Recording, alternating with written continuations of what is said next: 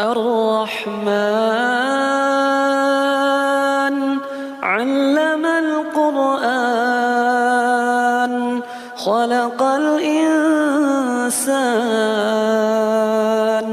علمه البيان الشمس والقمر بحسبان والنجم والشجر يسجدان والسماء رفعها ووضع الميزان